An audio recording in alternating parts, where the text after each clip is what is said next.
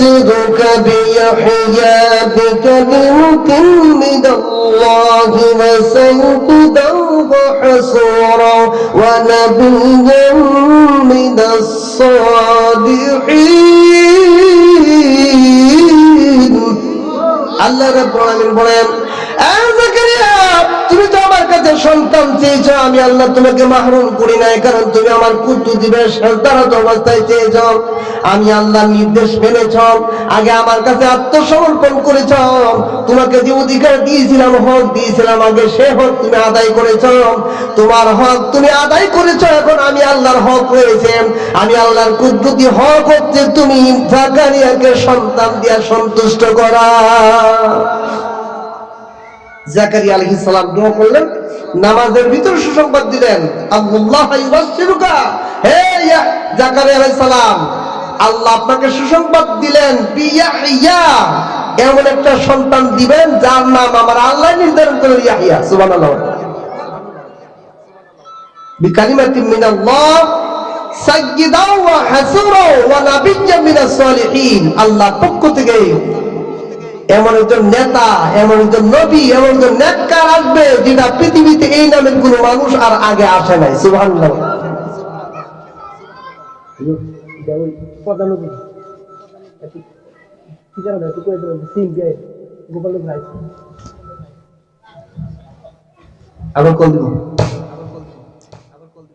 বলেন লা ইলাহা ইল্লাল্লাহ, লা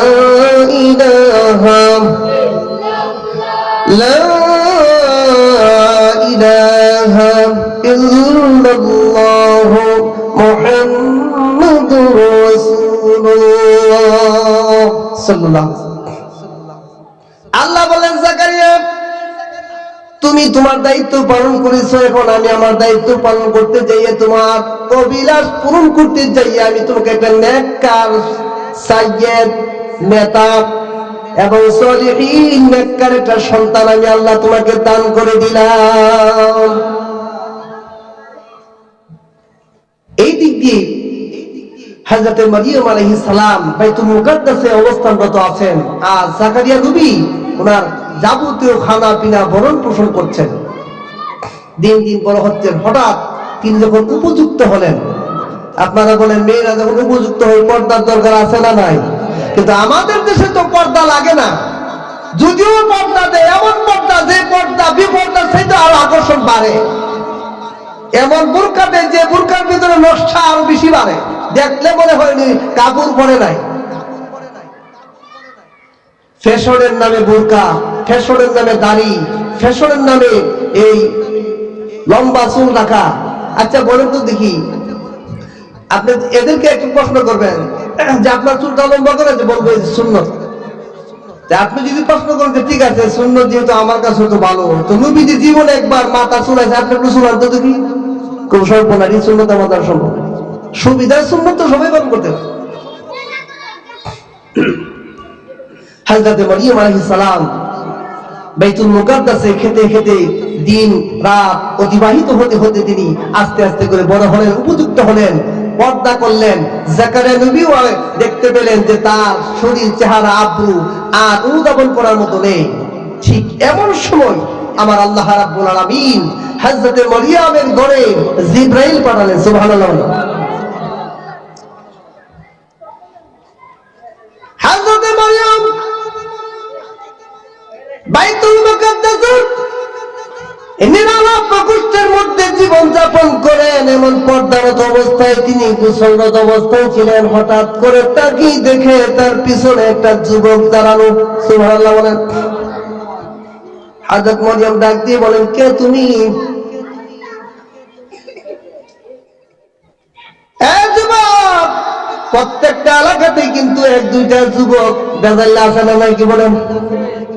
যাদের চরিত্র শয়তানের চাইতে আরো মারাত্মক, এমন কিছু যুবক প্রত্যেকটা এলাকাতেই, কিছু বিধর্মী, বিজাতি, মুনাফিক এবং যাদের ভিতরে ঈমান নাই এমন মানুষের দ্বারা দুনিয়াতে আসে। হযরত মারিয়াম চিন্তা করলেন, কে? চতুর্দিক দিয়ে দরজা বন্ধ, জাকারিয়া নবীও নাই, এই ঘরের ভিতরে এমন যুবকটা ঢুকলো কি করে? হযরত মরিয়ম ডাক দিয়ে বললেন, শুনে রাখো এ যুবক, তুমি যদি কোনো দুষ্ট যুবক হয়ে থাকো, আমি তো একজন মহিলা মানুষ, আমার পরে যেহেতু তুমি এসেছ, তোমার এই অনিষ্টতার থেকে বেঁচে থাকার জন্য আমি আমার আল্লাহর কাছে আমি আরাধনা করি। নবী বলেছেন, কোন যুবক সন্তান যদি নিজের চরিত্রকে অক্ষুণ্ণ রাখার জন্য, কোন বিভৎস বেগানা মহিলার থেকে বাঁচার জন্য যদি আমার আল্লাহর কাছে ডাক দিয়ে বলে, রব্বুল আলামিন আমি আমার চরিত্রকে অক্ষুণ্ণ রাখতে চাই, আল্লাহ পাক বলেন আমার অসংখ্য ফেরেশতা যে ওই বান্দাকে দায়িত্ব নিয়ে এই চরিত্র অক্ষুণ্ণ রাখার জন্য মানুষের এই অনিষ্টতাকে বাঁচিয়ে দেয়। আবার কোন মহিলা যদি কোনো দুশ্চরিত্রবান পুরুষের চঙ্গলে পড়ে যায়, নিজের সতীত্বকে বজায় রাখার জন্য যদি আমার আল্লাহর কাছে চায় আর প্রাণপণ চেষ্টা করে, আমার আল্লাহ বলেন আমার কুদরতি দায়িত্ব হচ্ছে ওই মহিলার চরিত্রকে অক্ষুণ্ণ রাখা। হযরত মরিয়ম দোয়া করে দিলেন, রব্বুল আলামিন এমন একটা ঘরের ভিতরে আমি আছি, পৃথিবীর কোনো পুরুষ এখানে আসার কথা নেই, কিন্তু আমার মনে হয় এলাকার কোন দুষ্ট যুবক ঘরে প্রবেশ করে ফেলেছে, মেহেরবানি করে তুমি আমাকে এই যুবকের জঙ্গল থেকে বাঁচিয়ে রাখো। হঠাৎ করে ডাকতে বলে, মরিয়ম চিন্তা করবে না, এই বাইতুল মুকাদ্দাসের এর কোন যুবক আমি না, আমি হচ্ছি আল্লাহর পাঠানো ফেরেশতা জিবরাইল। মরিয়ম জিবরাইল, আর জিবরাইল আসটা কেন, কি কারণে তুমি আমার ঘরে প্রবেশ করলা বলো তো দেখি। হযরত ইব্রাহিম বললেন, লি আহবাবাতু গুলাম যাকিয়া, এ মরিয়ম আমি তোমাকে একটা পবিত্র সন্তান দেওয়ার জন্য আল্লাহর পক্ষ থেকে আগমন করেছি। সুবহানাল্লাহ।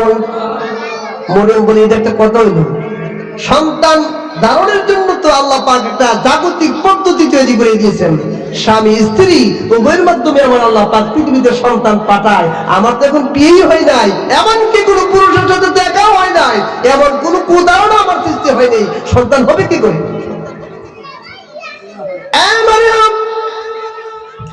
পৃথিবীর মানুষগুলোকে আমার আল্লাহ এই নিদর্শনটা দেখাতে চায়, শুধু মা বাবা কেন, মা ছাড়াও সন্তান দিতে পারে, বাবা ছাড়াও সন্তান দিতে পারেন। আমার আল্লাহ নিদর্শনটা তামাম পৃথিবীর মানুষকে দেখানোর জন্য তোমার মাধ্যমে আমার আল্লাহ সন্তান পৃথিবীতে পাঠাতে চায়। আল্লাহ বলেন, জিবরিল আর দাঁড়িয়ে থাকবে না, আমার মরিয়ম কই পাবে? আমার মরিয়ম চাদর গায়ে দিয়ে তোমাকে দেখে আবৃত অবস্থায় দাঁড়িয়ে আছে আমার মরিয়ম। মরিয়মের চাদরের কর্নারটা তুলে একটু ফু দাও। সুবহানাল্লাহ। হযরত জিবরাইল আমিন মরিয়ম আলাইহিস সালামের চাদরের কর্নারটা টান দিয়ে একটা ফু দিয়ে চলে গেলেন। সুবহানাল্লাহ বলেন। হযরত মরিয়ম আলাইহিস সালাম কিছুদিন যেতেই তিনি চিন্তা করতে পারলেন, অনুধাবন করতে পারলেন যে তার পেটে সন্তান। আপনারা বলেন তো মরিয়ম আলাইহিস সালামের চিন্তা বাড়ছে না কমছে? বাড়ছে, কারণ তার তো বিয়ে হয়নি, কোনো পুরুষও দেখিনি। এই নির্জন একটা স্থানের মধ্যে থাকার পরে যদি এটা হয়, পৃথিবীর মানুষের কাছে জবাব দিবে কি করে? হযরত মরিয়ম দিন রাত গুহায় আস্তে আস্তে করে সন্তান যখন পেটে আসলো, মহিলাদের সন্তান আসলে পরে একটা দৈহিক একটা অবকাঠামোর পরিবর্তন হয়। হযরত মরিয়ম চিন্তা করে দেখলেন যে তার সন্তান, তুমি তো সন্তান দিয়েছ, এটা তো আমি তোমার কথা বিশ্বাস করি, তুমি পারো, তুমি সর্বময় ক্ষমতার অধিকারী, কিন্তু অসংখ্য জাহেলদের সমাজের ভিতরে বসবাস করে, তারা যদি আমাকে প্রশ্ন করে আমি জবাব দিব কি? হযরত মরিয়ম আস্তে আস্তে করে সন্তান প্রসবের সময়টা যখন হয়ে গেল, আপনারা দেখবেন মসজিদে শুধু মুসল্লি না কিছু মুনাফিকও মাঝে মধ্যে থাকে, ঠিক না বলেন? এটা বলতে গেলে দুনিয়ার শুরু থেকে জাকারিয়া নবী চিন্তা করে দেখলেন, তিনি তো পয়গম্বর, তিনিও তো বিশ্বাস করেন, তিনি মেনে নিয়েছেন, কিন্তু চিন্তায় পড়ে গেলেন আমি জবাব দিব কি? মুসল্লিরা মাঝে মধ্যে মহব্বতের সাথে দেখতে চায়। হঠাৎ করে গিয়ে দেখি হযরত মরিয়ম সন্তান সম্ভাবনা মহিলা, পেটের সন্তান আছে বলে দেখা যায়। জিবরাইলের শুরুতে কিছু মুসল্লি আছে না, যাদের কাজকর্ম ফেরাউনের চাইতে খারাপ, দেখতে তো জিব্রাইলের মতো লাগে। এটা কিন্তু যুগের প্রথম থেকে, এই জন্য প্রত্যেকটা মানুষকে সতর্ক থাকার জন্য আল্লাহ পাক বলে দিয়েছেন। কিছু মুসল্লিকে দেখলো মরিয়ম আলাইহিস সালামের পেটের সন্তান। মুনাফিক মানুষ তো কথা তো আর সামনে না বলে পিছনে মিষ্টি বাবালা। মুনাফিকরা দেখবেন সামনে আপনার যে মিষ্টি ভাষা আপনাকে দিবে, মনে করবো যে আপনার কলিজার টুকরা, পিছন দিয়ে এমন গালি দিবে যে নিকৃষ্ট মানুষের কথা নাই। মুসল্লি দিয়ে দেখে বলে সর্বনাশ, এই কাজ তো দুনিয়ার কেউ না ঘটালে জাকারিয়া নবী করছে। নাউযুবিল্লাহ বলেন। আল্লাহর নবী জাকারিয়া পয়গম্বর চিন্তার মধ্যে পড়ে গেলেন। হযরত মরিয়ম সন্তান প্রসব করবেন, প্রায় সময় একেবারে সন্নিকটে এসে গিয়েছেন। মুসল্লিনে কারাম যারা মুনাফিক, তারা আস্তে আস্তে করে তার পিছনে বিভিন্ন ধরনের কৌশল পাততে শুরু করলো। একজনের কাছে আরেকজন গিয়ে বললেন, কি ব্যবসা লাগলাম, মসজিদে থেকেই তো এই বেকাজ করছে। নাউযুবিল্লাহ বলেন। এটা কারণটা কি? যেই মুনাফিক গুলো ইমামের পিছনে লেগেছে, যেই কাজটা তারা সচক্ষে দেখেছে, তার চাইতে আরো নিকৃষ্ট কাজ তারা জীবনে বহু করেছে, এই জন্য তাদের বিশ্বাস। হযরত জাকারিয়া আলাইহিস সালাম চতুর্দিক দিয়ে সমালোচনাগুলো শুনছেন, একদিক দিয়ে মরিয়ম চিন্তার মধ্যে পড়ে গেছেন। সন্তান যখন প্রসব করবেন তার আগে মুসলিমরা সবাই মিলে মুনাফিকদের কথায়, ভালো ভালো মুসলিম পর্যন্ত মুনাফিকদের পক্ষে চলে গিয়েছেন। সকলে মিলে জাকারিয়া নবীকে মেরে ফেলার জন্য চক্রান্ত করলো। নাউযুবিল্লাহ। হযরত মরিয়ম বাইতুল মুকাদ্দাসের ভিতরে খানা দানা ভরণ পোষণ সবকিছু বন্ধ করে দিয়েছে। যা তুমি একটা নিকৃষ্ট মহিলা, শুনেছি তুমি জান্নাত থেকে খাবার খেয়েছ, তোমার চরিত্র এত খারাপ আমরা আগে জানতাম না। জোরে বলেন নাউযুবিল্লাহ। আজ পর্যন্ত কিছু মানুষ সমাজের যাদের চরিত্র অনেক ভালো, কিন্তু দুশ্চরিত্রে কিছু মানুষ আছে, তারা মনে করে এটা আমার মতোই মনে হয়। জাকারিয়া আলাইহিস সালাম মুসল্লিদের কবলে পড়ে গিয়েছেন। হযরত মরিয়মকে বাইতুল মুকাদ্দাস থেকে বের করে দিলেন। সন্তান প্রসবের সময় প্রায় একেবারে নিকটে, হাঁটতে পারে না, চলতে পারে না, একেবারে বিষণ্ণ বোধে তিনি মসজিদে বাইতুল মুকাদ্দাস থেকে বের হয়ে গেলেন। যুবকেরা বের করে দিল। অপর দিক দিয়ে লাঠি সুতা নিয়ে ইমাম সাহেবের পিছনে দৌড়ায়। নাউযুবিল্লাহ বলেন।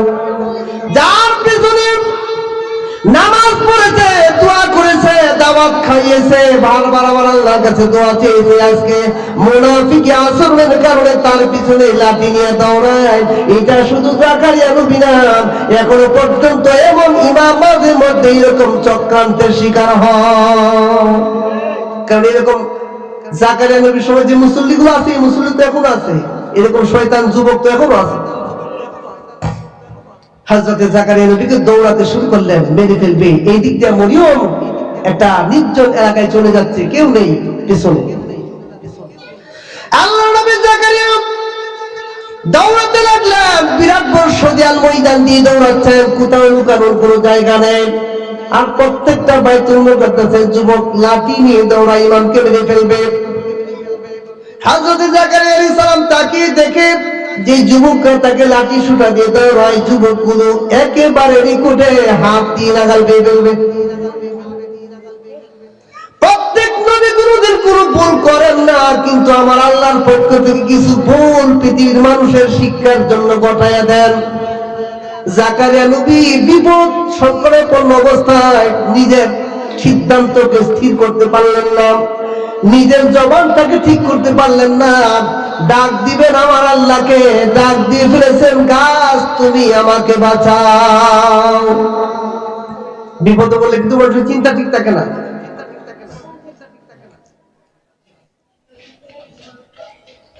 কথা বললে অনেক দিকে চলে যায়, সেদিকে যাবো না, কারণ ঘটনা এটা অনেক বড়, আর সময় প্রায় শেষ না। এই কথার থেকে অনেক কথাগুলো আসছে।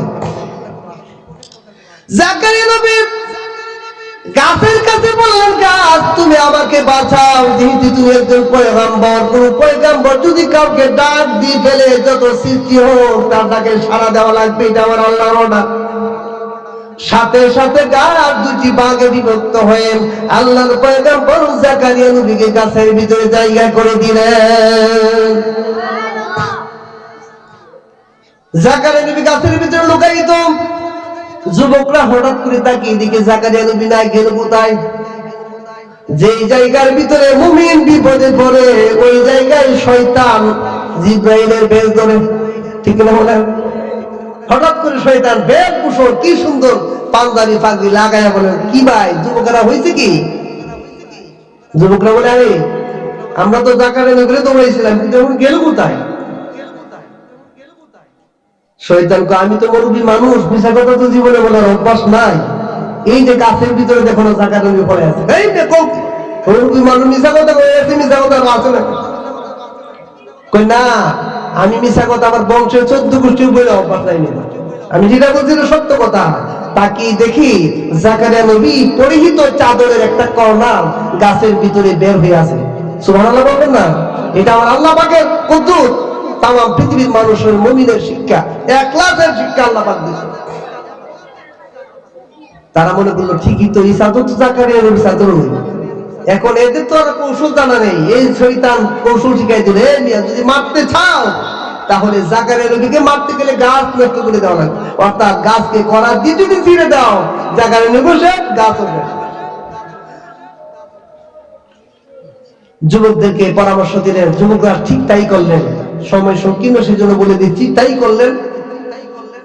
আস্তে আস্তে করে করার যখন জাকারিয়া নবীর মাথায় গেলেন, এটা বেদায়ে ওয়ান নিহায়া কিতাবের ভিতরে আছে, অন্যান্যরা এই কথাটারে পুরোপুরি সাপোর্ট দেয় না, এটা এই কিতাব থেকে আমি বলছি।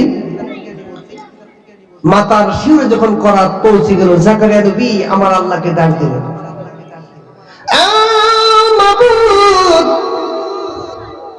আমি জান বাঁচানোর জন্য গাছের ভিতরে পলায়ন করলাম, কিন্তু যুবকরা আমাকে এখন মেরে ফেলবে।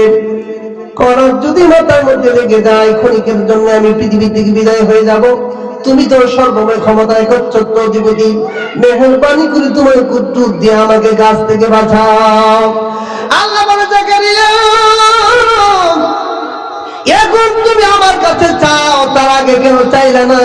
তুমি কি আমার কথা স্মরণ না? আমি ইচ্ছে করলে মানুষের হাত থেকে তোমাকে বাঁচাতে পারি।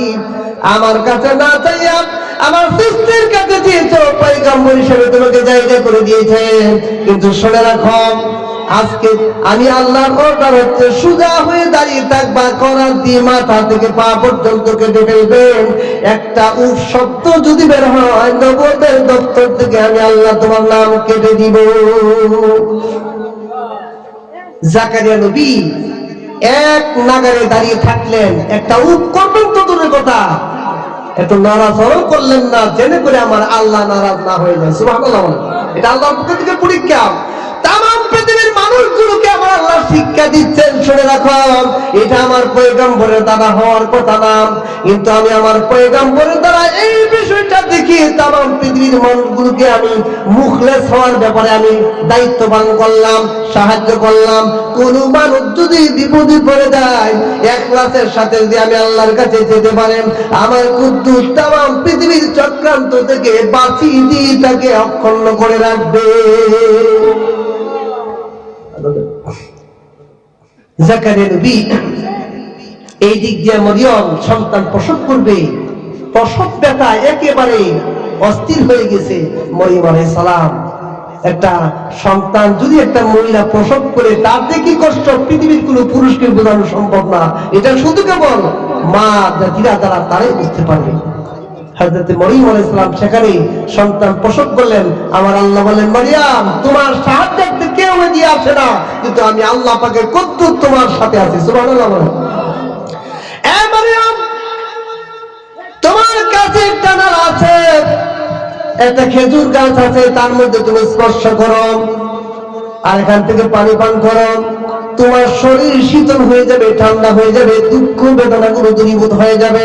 হযরত মরিয়ম সেখান থেকে পানি পান করলেন, মরা খেজুর গাছে যখন স্পর্শ করলেন, জীবিত হয়ে খেজুর ধরলেন, খেজুর খেয়ে সেখান থেকে তিনি আবার পুনরায় শক্তি ফিরে পেলেন।